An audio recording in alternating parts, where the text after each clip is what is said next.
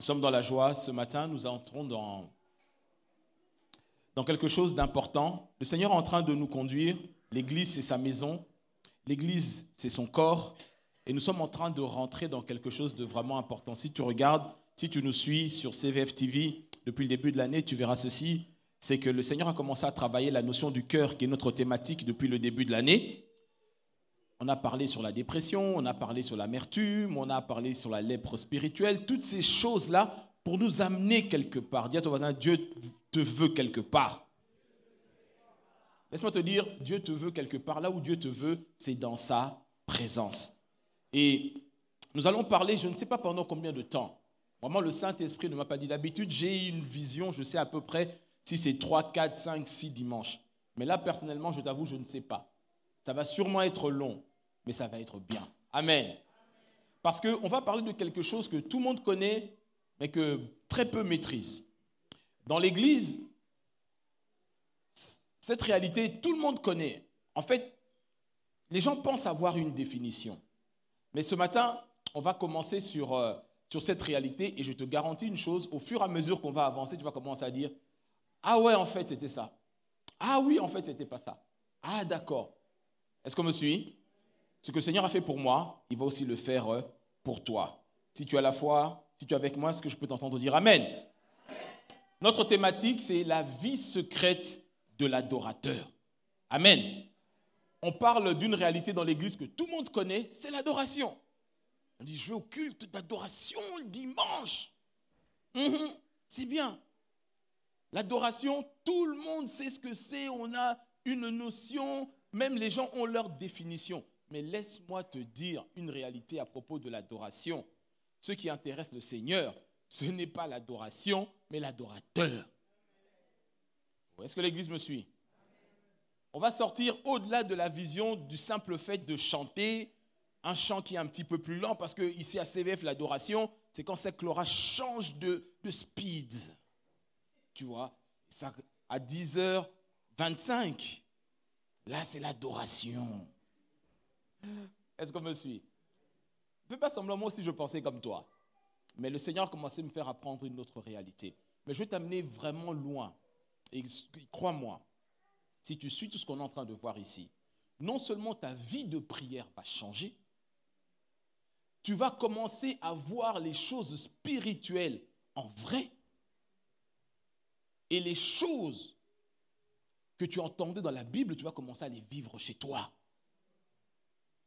Je ne te partage pas des choses que j'ai vues sur YouTube ou que les gens... Non, c'est de l'expérience. Aujourd'hui, quand on parle de l'adoration, il suffit d'aller sur les chaînes chrétiennes, tu tapes adoration, tu dis « Ah, c'est ça ». Et puis surtout, on pense que l'adoration n'est réservée qu'aux chantres. C'est faux. Quelqu'un me suit? On pense que l'adoration n'est réservée qu'aux musiciens.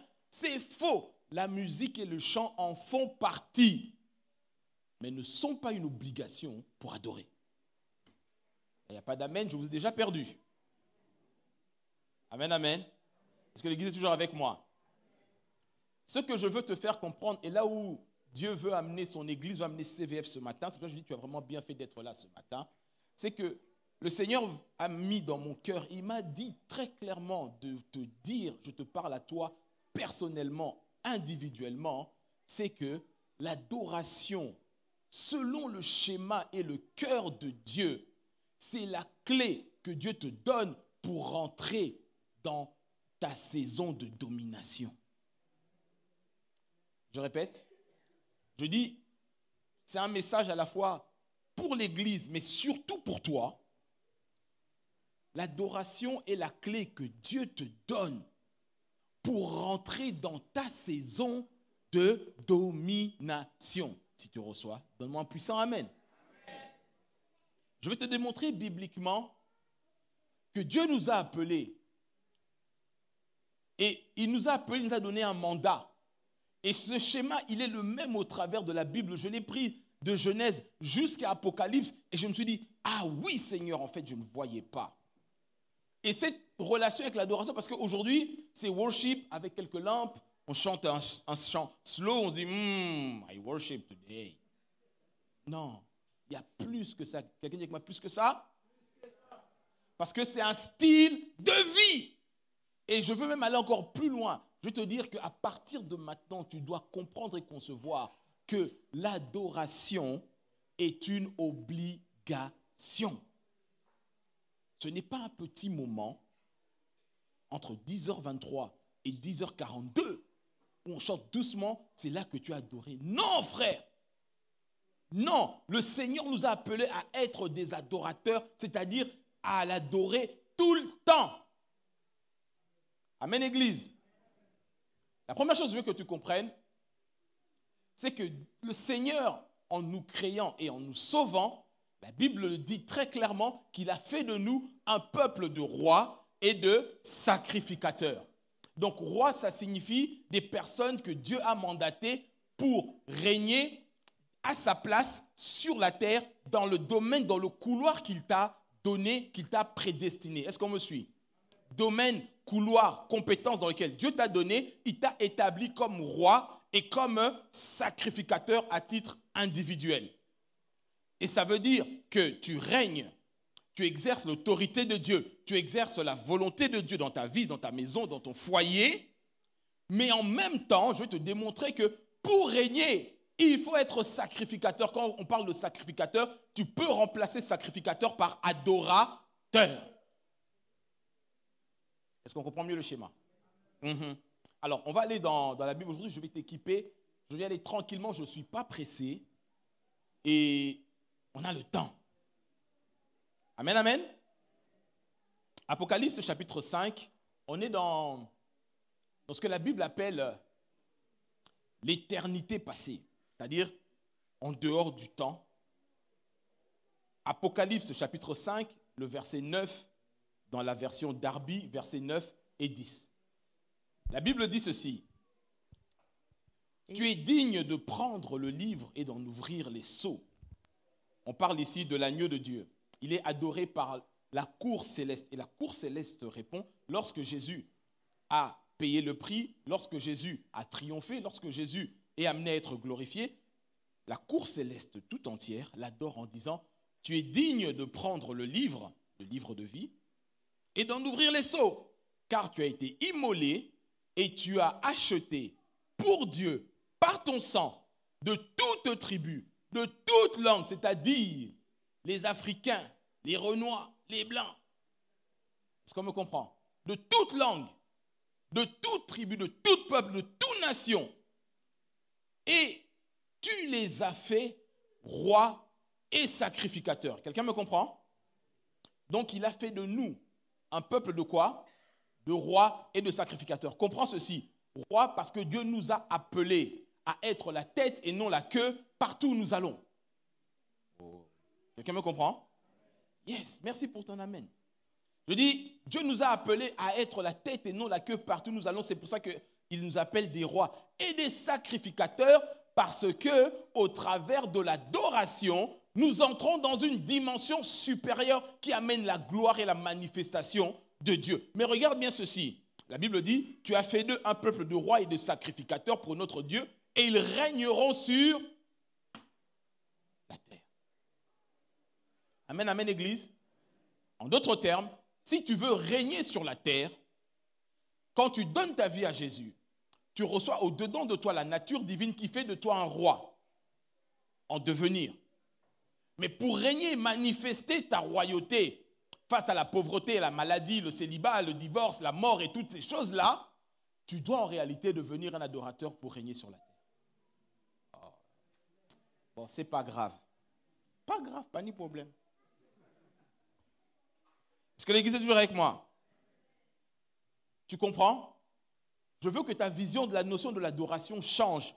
Simplement pas le chant rythmique, non. Je te parle de ta vie de prière que tu dois construire, qu'elle doit être basée sur des choses pratiques, techniques, applicables, et tu pourras voir le changement. Quand tu comprends que Dieu t'a mis sur la terre avec une mission, un couloir bien précis pour dominer, pour être pas être influenceur sur YouTube uniquement, hein, mais pour influencer, nous sommes le sel de la terre. On a vu ça jeudi avec le frère Alain. Nous sommes le sel de la terre pour apporter le goût. Tu apportes une plus-value. Est-ce qu'il y a des gens qui apportent une plus-value dans leur famille? Il ne faut pas que quand tu partes, on dise, ouf, on respire, hein? Là, ton témoignage est un mi-figue, mi-raisin. Est-ce qu'on se comprend?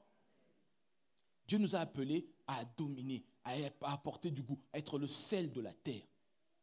Quand tu donnes ta vie à Christ, ce potentiel arrive au-dedans de toi en qualité de semence. Mais pour qu'elle se manifeste, pour régner sur la terre, une clé puissante avec la foi, ce n'est pas l'adoration, mais être adorateur. On va définir c'est quoi l'adoration, comment adorer. On aura le temps, on n'est pas pressé. Ce matin, je t'explique le pourquoi des choses d'abord. Amen, amen. Le même verset dans la version parole vivante. Le même verset dans la version parole vivante, le verset 10 uniquement, je reprends. La Bible dit, tu as fait d'eux des rois et des prêtres pour qu'ils servent donc prêtres sacrificateurs, n'est-ce pas? La fonction du prêtre, c'est être un intermédiaire entre Dieu et les hommes, offrir des sacrifices à Dieu pour les hommes, adorer Dieu en faveur des hommes. Est-ce qu'on me comprend? Ok. Donc, il a fait de nous un peuple de rois et de prêtres pour qu'ils servent notre Dieu et qu'un jour, il préside aux destinées de la terre. En d'autres termes, le but de l'Église, le but des chrétiens, c'est de présider aux destinées de la terre. Je veux que ta mentalité change, que le chrétien est simplement celui qui est le dernier de la classe parce qu'il croit en Dieu, un jour il ira au ciel. Alors ça ne sert à rien de vivre sur la terre. Oh, Église. Dieu nous appelle à présider aux destinées de la terre. En d'autres termes, dans ta famille, dans ta maison, n'importe quoi ne peut pas arriver. Quelqu'un qui est dans la sorcellerie, dans la magie, ne peut pas décider de la destinée de tes enfants. De quel droit il peut dire dans cette famille, les femmes ne se marieront pas? Et puis toi, tu as une fille, elle a 25, 35 ans, 40 ans, elle n'arrive pas à se marier. De quel droit? Et toi, tu dis que tu es chrétien, tu présides aux destinées de qui alors? Chrétien en carton. C'est ce que tu es. Si tu subis les événements, je suis désolé de te le dire, chrétien en carton. Dieu t'a appelé, Dieu te voit comme quelqu'un qui préside aux destinées de la terre. Ça commence par ta maison, par ta famille. Là où tu es, tu ne subis pas les maladies, au gré des marabouts, des sorciers, des francs-maçons, des occultistes. Non! Il faut que ça s'arrête. Est-ce que quelqu'un me comprend? Il faut que ta vision change. Je parle d'adoration, ce n'est pas simplement la musique slow. Mais c'est une clé puissante pour rentrer dans ta saison de domination. Et Dieu est en train de faire rentrer tous les membres de cette église dans cette saison. Si tu entres avec moi, donne-moi un bon amen. Je disais donc l'adoration, ce n'est plus une option. Ce n'est plus un choix. Moi, je préfère quand c'est rythmé. Le problème de l'adoration, ce n'est pas le rythme. C'est une obligation. C'est une clé, une porte que Dieu met à notre disposition pour qu'en notre statut de roi, on puisse régner. Est-ce que l'Église me suit? Je donne encore un autre passage. Le psaume 8, versets 4 à 7. En réalité, c'est quoi? C'est que la vraie adoration t'introduit et te reconnecte à ta véritable nature divine. C'est-à-dire que le monde et la création va commencer à te voir comme au commencement, comme Dieu avait créé les choses. Alléluia. Le psaume 8, second 21. Quelqu'un peut m'aider? 8, versets 4 à 7. Si tu as trouvé ce que tu veux dire, amen. Quand je contemple le ciel, œuvre de tes mains, la lune et les étoiles que tu y as placées, je dis, qu'est-ce que l'homme pour que tu te souviennes de lui, et le fils de l'homme pour que tu prennes soin de lui? Donc là, David, il regarde tout ce qui a été créé. Il dit, c'est tellement extraordinaire. Si tu as l'habitude des fois, comme moi ou comme mon père le fait, tu pries dehors, au bord de la mer, dans le parc, etc. Tu regardes le ciel, tu te rendras compte que l'homme est vraiment petit. Tu me suis? Et David avait l'habitude de prier comme ça. Et maintenant, regarde le verset 6. La Bible dit quoi? Tu l'as fait de peu inférieur à Dieu. Et tu l'as Dieu, couronné la Bible de nous gloire. dit que quand on regarde l'univers, la taille de l'homme, mais comment Dieu tu peux t'intéresser à lui? Mais en réalité, Dieu a pris de sa divinité, son souffle, il l'a mis dans l'homme. C'est pour ça que le psalmiste dit, tu as fait de l'homme de peu inférieur à Dieu. Ça veut dire que dans le statut de la création, en dehors du Père, du Fils et du Saint-Esprit, il y a toi et il y a moi. Ensuite, il y a les anges et enfin les démons. crois pas, hein? Ta foi est bien petite. Homme de peu de foi. Non. Est-ce que l'Église me suit? La Bible dit, il t'a fait de peu inférieur à Dieu. Le peu là, c'est cette chair mortelle dans laquelle tu es limité. Mais ton esprit est semblable à l'esprit de Dieu.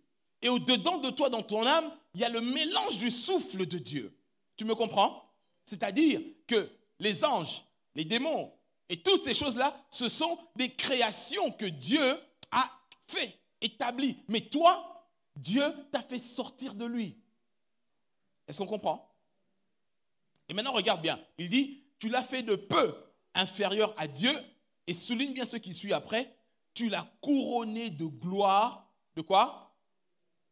De gloire et d'honneur. C'est-à-dire, ton statut, comme Adam et Ève dans le jardin, ils n'avaient pas besoin de vêtements humains intangibles comme cela. Ils étaient environnés, couronnés de gloire et de honneur. Ça veut dire que la nature céleste, lorsqu'elle te regarde, elle ne te voit pas toi en tant qu'individu, mais elle te voit toi connecté à Dieu, environné de gloire et d'honneur. Est-ce qu'on me comprend?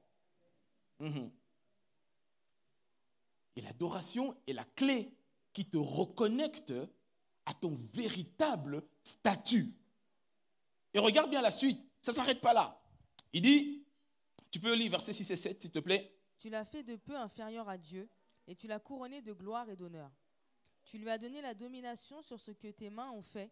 Tu as tout mis sous ses pieds. Ok, donc ça veut dire que lorsque je marche, en étant conscient de ma nature divine, en étant conscient de la royauté que Dieu a mis en moi, et que l'adoration me permet d'être connecté à Dieu en tant que véritable adorateur, le résultat logique et normal qui vient après, dans la volonté de Dieu, parce que je suis couronné de gloire et d'honneur, c'est le verset 7. Dieu t'a donné la domination sur tout ce que Dieu a fait. Oh, church, vous êtes avec moi? D'autres termes, lorsque tu apprendras à vivre en connexion avec Dieu, dans une vie stable, d'adorateur, véritable et crédible, le résultat logique, tu n'auras même plus besoin de forcer, tu commenceras à dominer sur ton environnement et non l'inverse. Est-ce qu'on me comprend? David dit, je regarde l'univers, tout ce qui a été créé. Tu as fait l'homme tellement petit, mais tu as mis au-dedans de lui la gloire et l'honneur, tu l'as couronné. Conséquence, il domine sur tout. Et Apocalypse dit, tu as fait de nous un peuple de rois et de sacrificateurs. Objectif, régner sur la terre.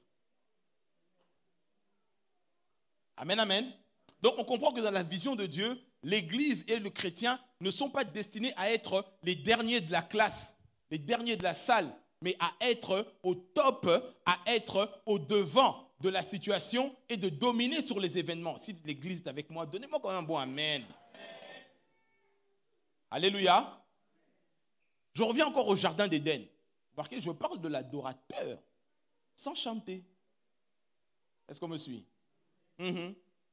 Ça en fait partie, mais suis-moi bien. Dans le jardin d'Éden, je reviens encore à cette réalité.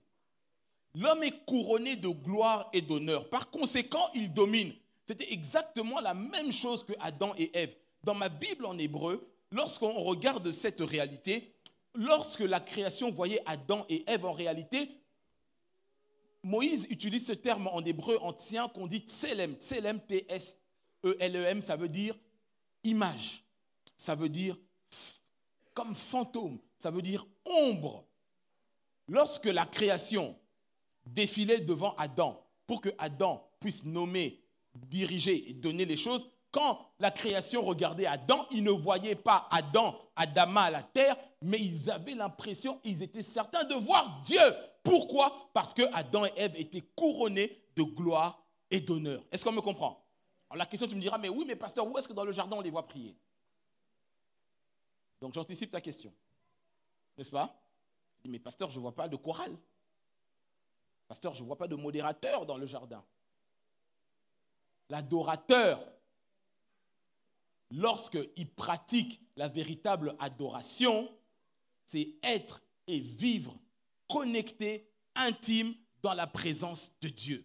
Et ils étaient avec Dieu tout le temps. Le terme Éden, signifie jardin, comme tu le sais, signifie délice, mais ça signifie aussi présence.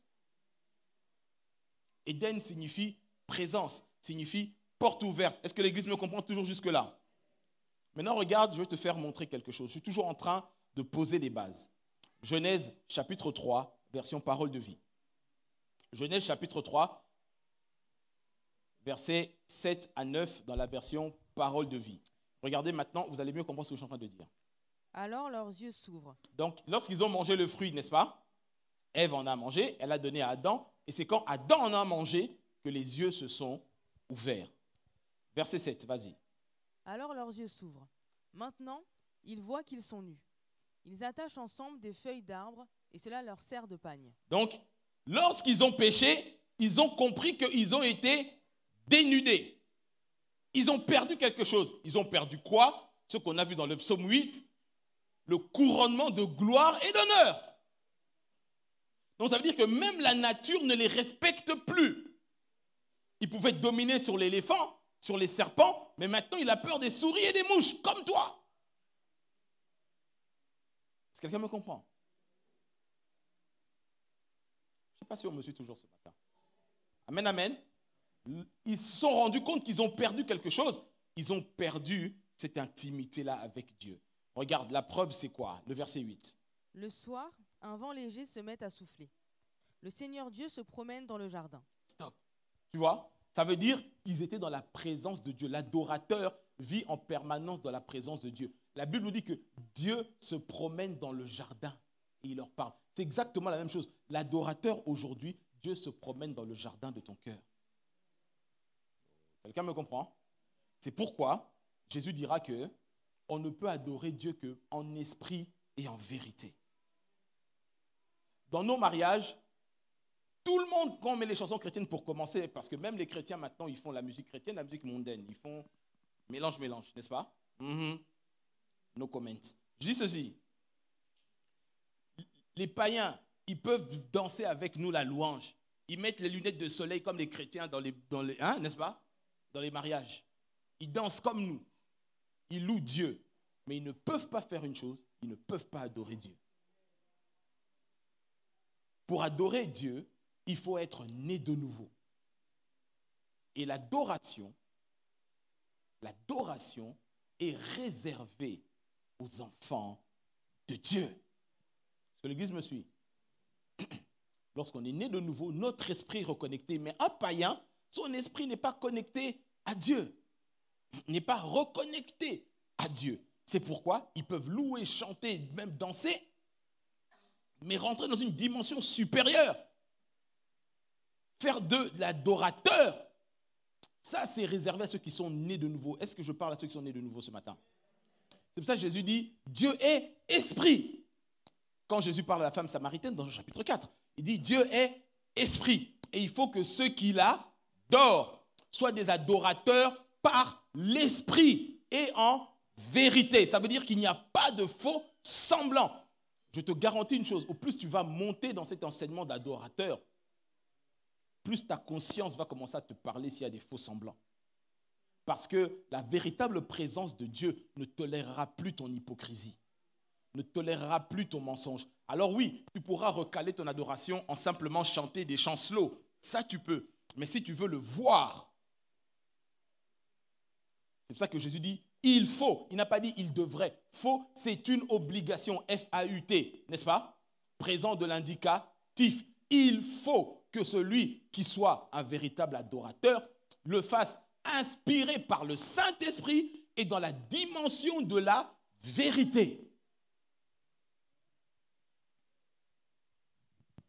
Amen, amen. Est-ce qu'on est toujours ensemble, l'Église? Yes. Ok. Donc, Adam et Ève, le verset 8, ils disent, le soir, un vent léger se met à souffler. Le mot vent, pneuma, esprit, c'est le Saint-Esprit qui souffle dans ton cœur. Et tu entends Dieu se promener dans le jardin. Ça veut dire que, en théologie, on appelle ça une théophanie, c'est-à-dire une manifestation physique de la présence de Dieu palpable pour les humains. Et ici, Adam, il est là, il est en train de voir Dieu, Ève. Ils ont l'habitude. Dieu vient les visiter régulièrement. Ça veut dire qu'ils ont une vie de connexion, de prière stable avec Dieu. Est-ce qu'on me comprend mieux? Et la véritable adoration se trouve dans la question que Dieu pose. Il dit, où es-tu? Ça veut dire que Dieu te cherche. Est-ce que quelqu'un me comprend? Dieu te cherche. Il ne cherche pas les religieux. Il cherche ton cœur. Il cherche la personne. Un adorateur, c'est une personne qui est connectée au cœur et à la personne même de Jésus. Pas à la tradition, pas à l'institution, bâtiment, église, mais la personne même de Dieu, de Christ lui-même.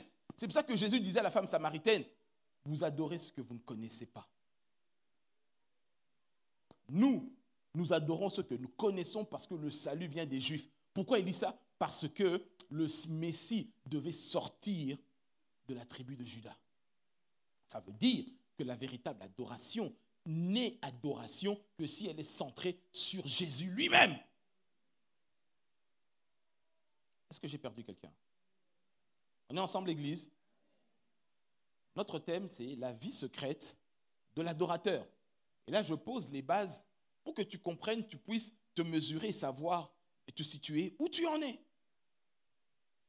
Et donc, le verset 8, tu peux reprendre sur Laurie, s'il te plaît. Le vent léger se mit à souffler. Le soir, un vent léger se met à souffler. Le Seigneur Dieu se promène dans le jardin. L'homme et la femme l'entendent et ils se cachent devant lui, parmi les arbres du jardin. Le Seigneur Dieu appelle l'homme. Il lui demande, « Où es-tu » Ok, il lui demande, « Où es-tu » Amen, amen. Je vais aller encore plus loin. J'espère que je ne vais pas te perdre. Je suis lancé ce matin, donc suis-moi très bien dans cette révélation. Quand Dieu demande à l'homme, « Où es-tu » il ne parle pas d'une géolocalisation physique. Est-ce qu'on me comprend? Il ne parle pas de géolocalisation physique, il parle de hauteur spirituelle. Je descends pour que tu comprennes. J'ai l'impression que je te perds. Je dis ceci. Lorsque Dieu demande à l'homme, où es-tu? Dieu sait où est le jardin, il sait où est Adam, n'est-ce pas? Il est présent, omnipotent, omniconscient, il sait tout, il voit tout. Mais quand il demande, il dit, où es-tu? Il lui parle de hauteur, de position. Je disais que dans la création, Dieu, Père, Fils, Saint-Esprit, l'homme. Et ensuite, les anges, tout ce qui vient avec. Mais quand il pose la question à ce moment-là, alors que l'homme a déjà péché, Adam et Ève ont perdu leur quoi? Position et statut. Est-ce qu'on me comprend? C'est pourquoi, dans le livre d'Apocalypse, dans la lettre à l'église d'Éphèse, Dieu dit, je sais ce que tu fais. Tu combats, tu es courageux, tu fais ceci. Mais il dit, mais j'ai une chose contre toi, c'est que tu as perdu ton premier amour. Et il suit directement en disant, regarde de quelle hauteur tu es tombé. Tu ne connais pas le passage, va dans Apocalypse 2. Apocalypse chapitre 2. Apocalypse chapitre 2, second 21, versets 4 à 5. Rapidement, s'il te plaît, on va avancer. Mais ce que j'ai contre toi, c'est que tu as abandonné ton premier amour. Abandonner ton premier amour, ça veut dire ceci. La Bible explique cette réalité, c'est que l'adoration de l'adorateur est l'expression de ton premier amour avec Dieu. Oh, amen. L'adoration de l'adorateur, c'est la véritable expression de son amour avec Dieu, parce que ça fait rentrer l'adorateur dans la véritable intimité de Dieu. Est-ce qu'on me suit? Il lui dit, tu as perdu ton premier amour. Je te le prouve bibliquement, un autre verset. J'espère que tu es vraiment réveillé parce que moi, mon esprit va très vite ce matin. Cantique des Cantiques, chapitre 1er, verset 1, dans la version Semeur. Cantique des Cantiques, ça parle de Sulamite et de Salomon. L'image de Dieu et de l'Église, de l'adorateur et de Dieu. N'est-ce pas? Alors, Sulamite, elle dit ceci dès le premier verset. Elle dit, je cite ça de mémoire, elle dit, que ta bouche me couvre de baisers. Ça veut dire qu'elle veut rentrer dans l'intimité de Dieu dans la version Semeur. Voilà, c'est ça. Que ta bouche me couvre de baisers parce que ton amour est plus exaltant que le vin.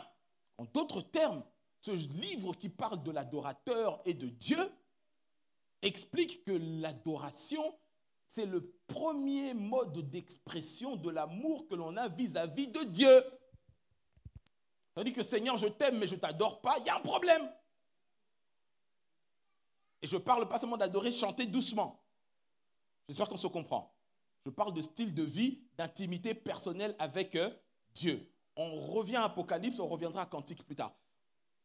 Dans Apocalypse chapitre 2, il dit, ce que j'ai contre toi, c'est que tu as perdu ton premier amour. Il dit, regarde de quelle hauteur tu es tombé. Ça veut dire que le véritable adorateur, qu'il le veuille ou non, il est situé sur des hauteurs. Amen, amen. Amen, amen, Église. Je sais qu'il y a ce cliché qu'aujourd'hui, dès qu'on parle d'adoration, il faut être un chanteur. Donc demain, dimanche prochain, il viendra avec une guitare. Comme ça va mieux passer. Ou une harpe comme David. Je vais m'asseoir. Ah, on a adoré, hein. Est-ce que l'Église est toujours avec moi? Donc, la Bible explique cette réalité. Que l'adoration te met sur un niveau supérieur. Tu peux reprendre 4 et 5, s'il te plaît. Mais ce que j'ai contre toi, c'est que tu as abandonné ton premier amour. Souviens-toi donc d'où tu es tombé. Repens-toi et pratique tes premières œuvres. Sinon, je viendrai bientôt à toi et j'enlèverai ton chandelier de sa place, à moins que tu ne changes d'attitude. Le chandelier représente la présence de l'Esprit de Dieu au milieu des enfants de Dieu. Est-ce que quelqu'un me comprend? Dieu dit, si tu ne reprends pas tes habitudes au commencement, souviens-toi le zèle et le feu que tu avais quand tu priais Dieu au début. Aujourd'hui, c'est 2-3 minutes avant de dormir au nom du Père, du Fils et du Saint-Esprit. Non. Où est le temps que tu passais avec le Seigneur? Les sacrifices que tu faisais pour mettre les choses de côté, pour écouter sa parole, pour chanter, pour être dans sa présence. Est-ce que quelqu'un me comprend? Le Seigneur dit, ce que j'ai contre toi. Et si tu lis la lettre à l'église d'Éphèse, les chrétiens d'Éphèse, ils faisaient beaucoup de choses. Ils luttaient contre les démons, ils tenaient bon dans la persécution, tout ça. Mais Dieu dit, mais j'ai une chose contre toi. C'est que tu as perdu ton cœur d'adorateur.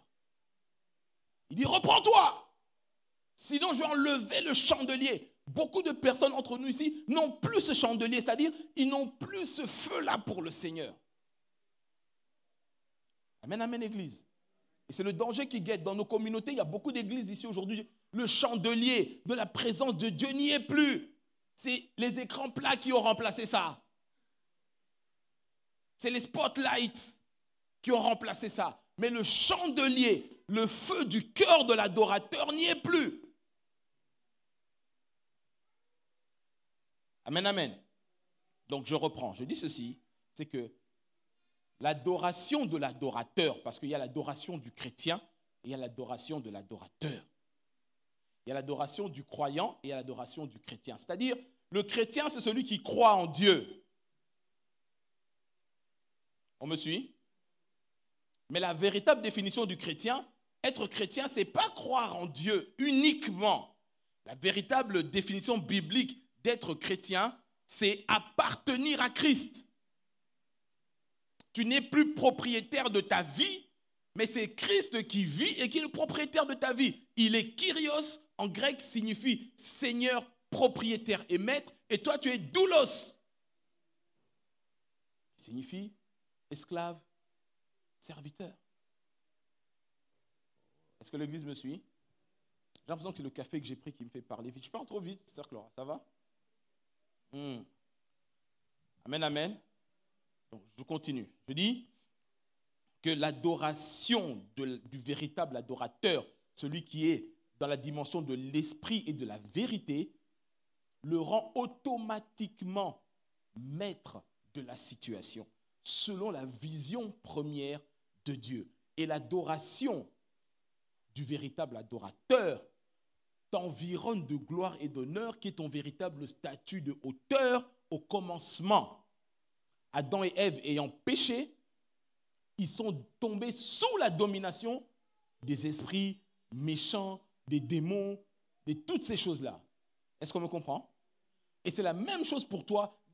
Tu viens à l'église, tu pries, tu donnes ta dîme, tu donnes tes offrandes, tu te bats, mais le Seigneur te dit, j'ai une chose contre toi, c'est que tu as perdu ton cœur de véritable adorateur. Reprends tes habitudes, sinon le chandelier va partir. Le chandelier va partir. Tu pourras servir Dieu, mais tu vas le faire par habitude. Le chandelier, c'est la présence de Dieu. Ne sois pas surpris comme Samson, qui dira, je mentirai toujours. C'est comme d'habitude, je vais toujours à l'église, Dieu sera là, il n'y a pas de problème. Je donne pas ma dîme, ce n'est pas grave, Dieu est bon, il aime tout le monde. Mais au moment où tu en auras besoin, tu te rendras plus compte que l'Esprit de Dieu est déjà parti. Est-ce que l'église me comprend toujours? Je peux continuer? On continue? Ok. Pour servir Dieu, je pose toujours cette question, quasiment à tout le monde, ceux qui sont ici, que je reçu en entretien, ceux qui sont dans le service, je t'ai toujours dit, quel est ton appel? À quoi Dieu t'a appelé? À quoi Dieu t'a destiné? Mais je vais te dire une chose ce matin. Et ce n'est pas moi qui le dis, c'est Jésus qui le dit. Pour servir Dieu dans ton appel, dans ton couloir, tu ne peux pas le faire si tu n'es pas un véritable adorateur. Comment? Bibliquement démontrable et démontré. Lorsque Satan vient tenter Jésus, la troisième fois qu'il vient dans Marc chapitre 4, verset 10, version second 21. Marc chapitre 4, verset 10, version second 21. Si tu es avec moi, donne-moi bon amen quand même. Lorsqu'il fut seul avec eux, ceux qui l'entouraient avec les 12... Matthieu, pardon, j'ai dit Marc, hein? Oh là là. Matthieu, sorry. Matthieu chapitre 4, verset 10. Jésus lui dit alors,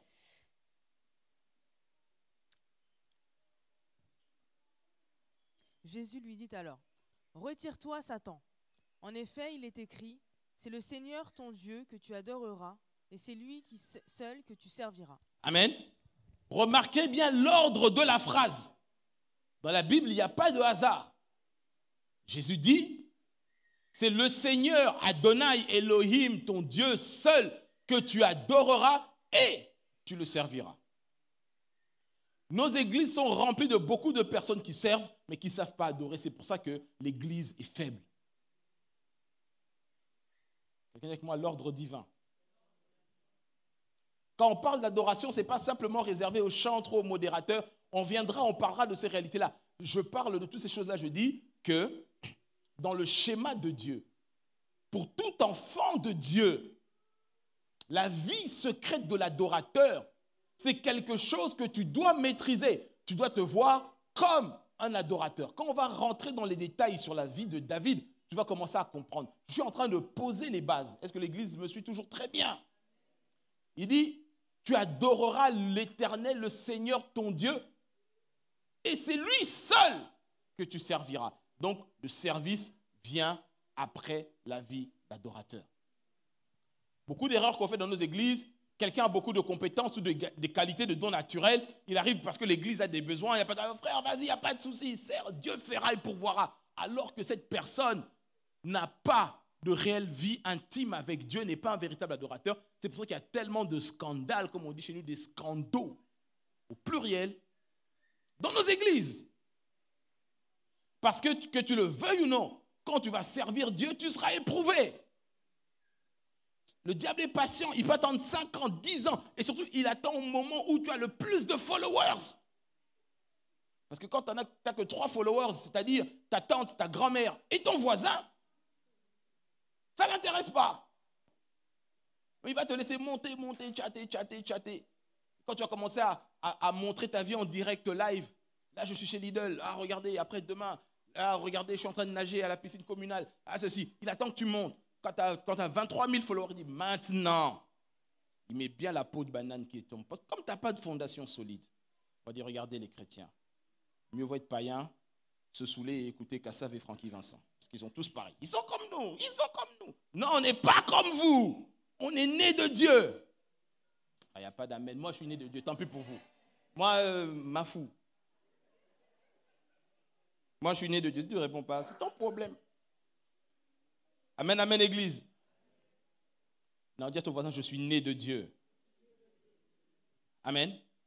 L'adoration, être adorateur n'est réservé qu'aux enfants de Dieu nés de nouveau. Il dit, c'est Jésus qui dit, il dit, tu adoreras l'Éternel ton Dieu et tu le serviras, lui seul. Pourquoi servir Dieu dans cette dimension est tellement extraordinaire? C'est un impératif. La Bible nous dit, tel il est, tel nous sommes sur la terre. Laisse-moi te donner une clé qui fait la véritable puissance de l'adorateur. L'adorateur, lorsqu'il a l'habitude de pratiquer la présence de son Dieu, au plus il adore son Dieu, au plus il ressemble à son Dieu. Et ce n'est pas moi qui le dis, c'est la Bible qui le dit. 2 Corinthiens chapitre 3, verset 18, on va lire dans la version seconde 1910 et ensuite dans Parole vivante. Le verset 18, 2 Corinthiens chapitre 3, verset 18, c'est un verset que tu connais, mais écoute-le très bien. Nous tous qui, sans voile sur le visage, contemplons comme dans un miroir la gloire du Seigneur, nous sommes transformés à son image de gloire en gloire par l'Esprit du Seigneur. Amen. Amen, amen. Ça c'est dans second 21. Mais dans la version seconde 1910, la Bible dit, quand on le contemple, contempler, je l'ai expliqué un petit peu la dernière fois, mais je reviendrai sur ça après, quand on va rentrer dans les détails de la pratique de l'adoration. Contempler, c'est la plus haute forme de la pratique de l'adoration. Et là, à partir de là, tu commences à regarder Dieu, c'est-à-dire que tu n'as plus de mots, M-O-T-S, pour le décrire, pour être comme lui, et tu es subjugué par sa lumière. Est-ce que quelqu'un me comprend? T'inquiète pas, je ferai de toi un vrai adorateur. C'est pour ça, donne-moi un bon amen. Et lorsque tu commences à le contempler ainsi, la Bible dit, on peut me remettre le verset, la Bible dit, quand nous le contemplons, nous sommes transformés en son image. L'image que je contemple rayonne au-dedans de moi et ça me fait le même effet que Adam avant la chute. Je ne sais pas si je parle à quelqu'un. Quelqu'un me comprend? Le véritable adorateur, c'est celui qui opère dans cette dimension-là. C'est pour ça que je dis que un païen ne peut pas le faire. Même un chrétien charnel ne peut pas. Il ne peut pas. Rentrer dans cette dimension de contemplation, il ne peut pas. Mais maintenant, la Bible dit, quand nous le contemplons, nous sommes transformés en son image de gloire en gloire. Ça signifie de domination en domination. Tu veux que ta vie change, deviens un véritable adorateur. Est-ce que l'Église me comprend? Je dis, mais pasteur, je ne sais pas prier. Je ne sais prier que 5 minutes. Non, ce n'est pas une question de 5 minutes, c'est une question de qualité. Pas de quantité, mais de qualité. Est-ce qu'on me comprend? Et il dit, nous sommes, là c'est dans la version toujours 8 secondes, transformés en la même image. Quelqu'un dit avec moi la même image. La même image, ça signifie pareil. Ça veut dire que lorsque la maladie qui était dans ton corps va commencer à te voir, il ne te verra plus toi, mais il va commencer à voir l'image que tu contemples. Quelqu'un comprend cette révélation? C'est profond ce que je te dis. Tu veux que cette maladie héréditaire, que ces liens de réclamation tombent. Quand ces liens-là vont se mettre au-devant de toi, ce n'est plus toi, Sandy, qui vont voir, mais c'est l'image que tu as l'habitude de contempler. Et entre nous, soit dit en passant, cette image, c'est Jésus. Tu comprends pourquoi le diable ne veut pas que tu entendes ce genre d'enseignement? Mais t'inquiète pas, je viendrai avec une guitare dimanche prochain. Ça va te rassurer. Lui, il ne chante pas, il prêche l'adoration. Non, l'adoration, ce n'est pas simplement chanter, frère. C'est une vie. C'est une vie. Moi, j'ai consacré ma vie à Christ. Je peux dire, sans me vanter, qu'adorer Dieu, je sais de quoi je parle. Alléluia. Amen, amen. Et il dit, et c'est là le travail du Seigneur, c'est-à-dire l'Esprit. Il certifie que le Saint-Esprit est Dieu. Le Saint-Esprit n'est pas simplement un frisson qui passe dans l'église. Non, ici la Bible dit, regarde bien sur ce texte, verset second 1910. Il dit, nous sommes transformés en la même image de gloire en gloire, comme par au travers du Seigneur, virgule, d'autres versions disent, c'est-à-dire l'Esprit avec un E majuscule, le Saint-Esprit. Si tu ne le savais pas, le Saint-Esprit est Dieu. Et c'est lui qui nous permet d'adorer Dieu. C'est pour ça que Jésus dit, Dieu est esprit, et il faut que ceux qui l'adorent par le Saint-Esprit. Et en vérité. Aujourd'hui, on va dans certaines églises, institutions, qu'on ne va pas dire les noms ici, mais dès que les dons du Saint-Esprit se manifestent, on dit, oh frère, c'était il y a longtemps ça. Quel longtemps? Le Saint-Esprit est toujours là. Il y a des courants de pensée qui se disent évangéliques, qui n'acceptent pas le parler en langue, qui n'acceptent pas l'imposition des mains, des miracles, ni chasser des mots. Alors vous êtes quoi? Des pharisiens. Tu pourras couper, Marvin. Amen, amen. Est-ce que quelqu'un me comprend? Non, laisse-moi parler à l'église ce matin. Alléluia. Parole vivante, ce même verset, s'il te plaît. Or, c'est sans ce voile, le visage découvert, que nous tous, nous contemplons, comme dans un miroir, la gloire du Seigneur. Ainsi, nous sommes constamment transformés d'après son modèle, pour lui ressembler davantage de jour en jour. Pour lui rassembler de jour. Ça veut dire que c'est quelque chose de quotidien. Au plus tu cultives ton temps, ta vie de prière, d'adorateur, au plus tu ressembles à Jésus de jour en jour. Et un jour, tu pourras marcher sur l'eau. Il n'y a que 2 amen, c'est pour ça. Regarde, on est combien ici? Presque une centaine. Il n'y a que 2. Oh, bon Dieu. Je dis, un jour, tu pourras chasser les démons. Tu pourras faire des miracles. Imposer les mains aux malades et les malades seront guéris. Parce que tu le ressembleras de jour en jour davantage. Est-ce qu'il y a des adorateurs avec moi ce matin? Le Saint-Esprit est en train de réveiller cela parce qu'il veut faire rentrer notre église, notre communauté dans une dimension de domination. Il veut faire rentrer ta vie personnelle, ta vie professionnelle, ta vie de couple, ta vie avec tes enfants, ta vie de tes projets. Tu ne subis plus les événements, mais c'est toi qui prédestines aux destinées de la terre. Tu ne peux pas être roi sans être un sacrificateur. Et ici, sacrificateur, c'est adorateur. Alléluia. Ce mystère est tellement puissant et profond parce que il fait appel à un des plus grands mystères de l'Église, c'est-à-dire le mariage entre Christ et l'Église. Laisse-moi t'expliquer. Parce que le Saint-Esprit m'aide à t'expliquer ça facilement. Il y a ceci. La Bible fait ce parallèle. Dans Genèse, lorsque Adam voit Ève arriver, il dit, voici cette fois-ci celle qui est comme moi, os de mes os et chair de ma chair. Romain fait le même parallèle. Adam et Christ. Ève est sortie d'Adam. Lorsque Dieu a fait tomber Adam dans le sommeil, il a façonné, il a ouvert la côte et Ève est sortie, n'est-ce pas? La même chose s'est passée avec Christ. Lorsqu'il était sur la croix, son côté a été percé.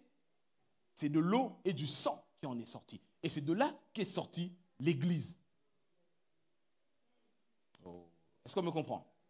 Donc, il y a ce parallèle-là qui est fait entre Adam et Ève, entre Christ et l'Église. C'est pour ça que quand je parle du passage de Sulamite, quand Sulamite, qui représente l'Église, soupire après Salomon, qui est Christ, et il rentre dans une intimité pour devenir une seule personne, en réalité, l'adorateur, au plus pratique l'adoration, au plus il se transforme en l'image de l'être adoré. Il y a un transfert qui se fait. Et Paul appelle ça un mystère. Dans Éphésiens chapitre 5, le dernier verset, je crois que c'est 32 ou 36, je ne sais plus. On peut m'aider dans la régie. Je vois des cheveux bouger là-bas. J'ai dit Éphésiens, le dernier chapitre, le dernier verset du chapitre 5, la Bible dit, la comparaison, le mystère qu'il y a dans le mariage entre un homme et une femme cache un mystère plus grand. Quelqu'un dit comme quoi? Plus grand. Et ce mystère qui est plus grand, plus profond, c'est la relation qu'il y a entre Christ et l'Église. Écoute-moi très bien, je vais te dire ceci. Quand Adam a vu Ève, il a dit, voici cette fois-ci, celle qui est comme moi, os de mes os, chair de ma chair. Ça signifie que Ève, en réalité, est Adam sous une autre forme.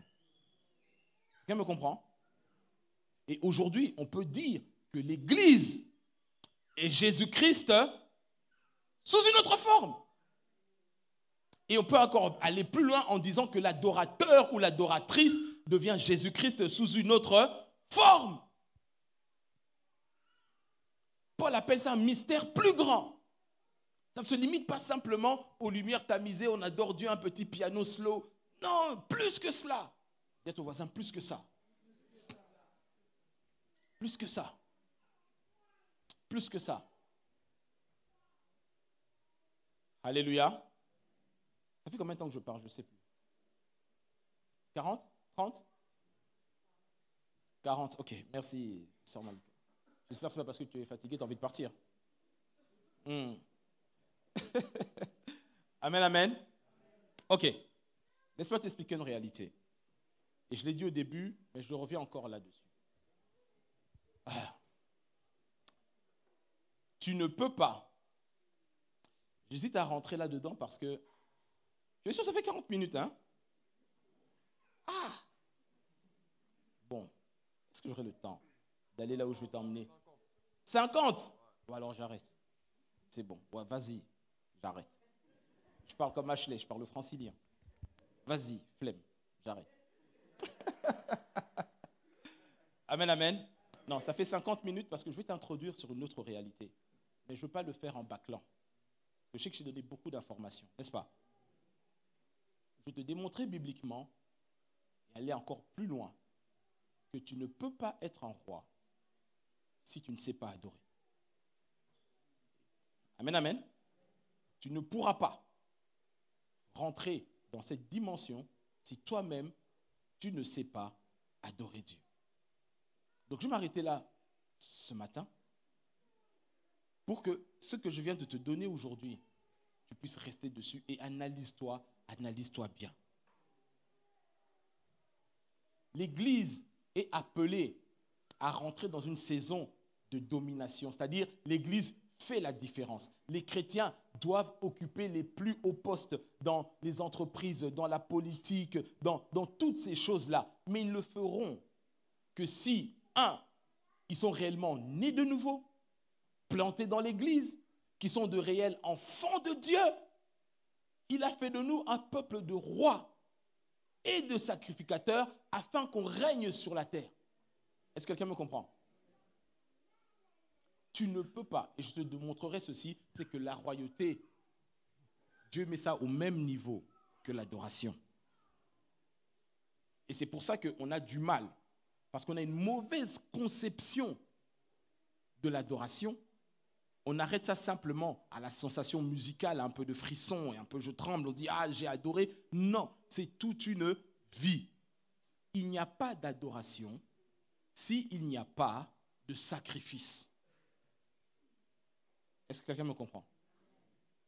Lorsque la Bible parle la première fois, vous connaissez, on enseigne cette réalité, la loi de la première mention.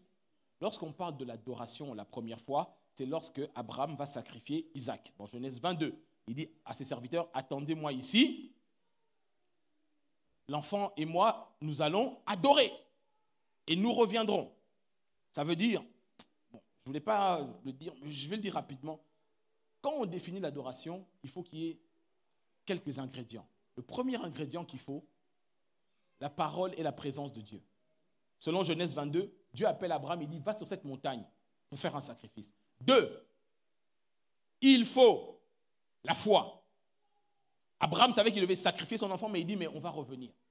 Ça veut dire que le véritable adorateur est un homme et une femme qui marchent par la foi. Et enfin, quand on parle de l'adoration, il faut qu'il y ait un sacrifice. Ah, ça y est, vous me demandez de l'argent. Non. Non. Quand tu montes à un niveau supérieur, il y a bien plus que ça. Romains chapitre 12,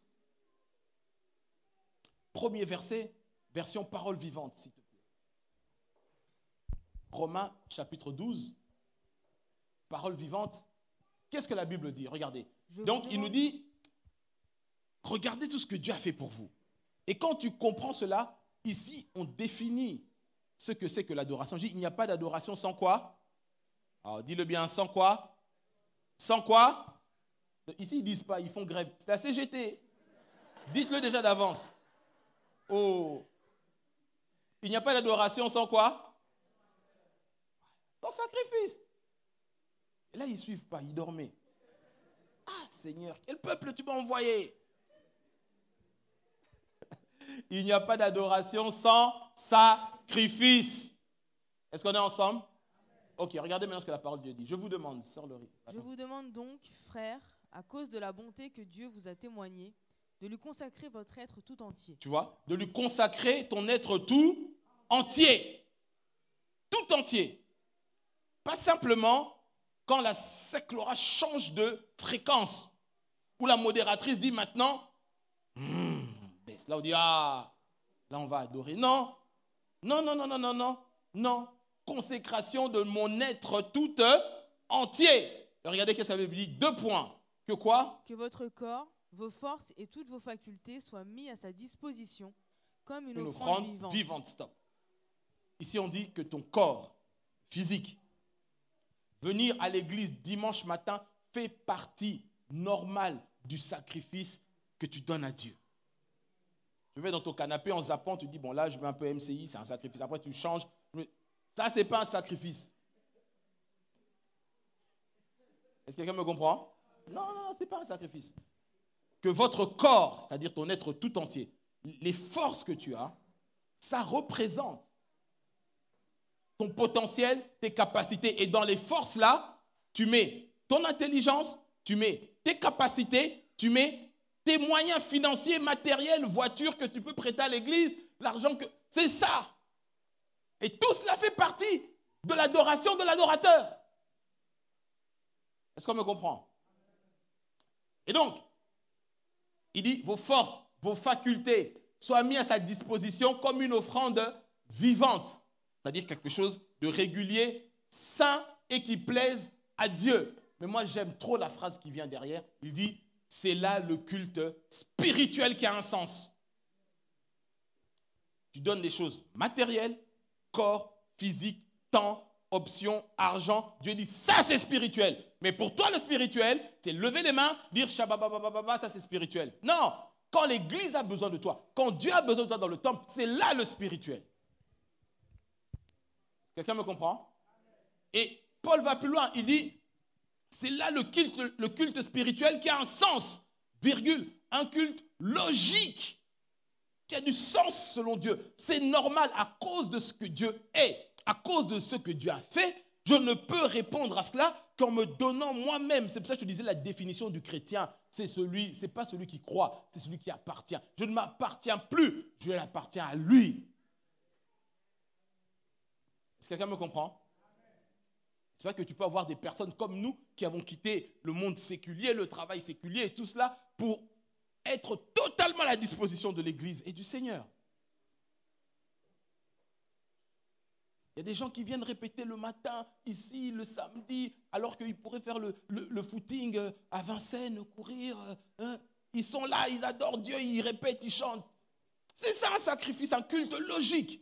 Tu ne peux pas me dire que tu adores Dieu alors qu'on ne te voit jamais à l'église. Tu peux me dire que tu adores Dieu alors que tu n'es pas en règle avec tes dîmes. Tu ne peux pas me dire que tu adores Dieu, tu n'apportes jamais d'offrande. Tu ne peux pas me dire que tu adores Dieu alors que tu mènes une vie de débauche. Tu ne peux pas me dire que tu adores Dieu alors que tu as des rancunes. Hypocrite que tu es.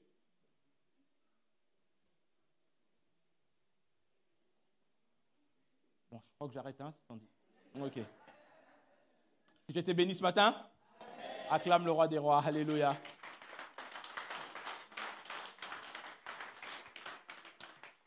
Je vais inviter la chorale à monter avec moi. Je continuerai la semaine prochaine.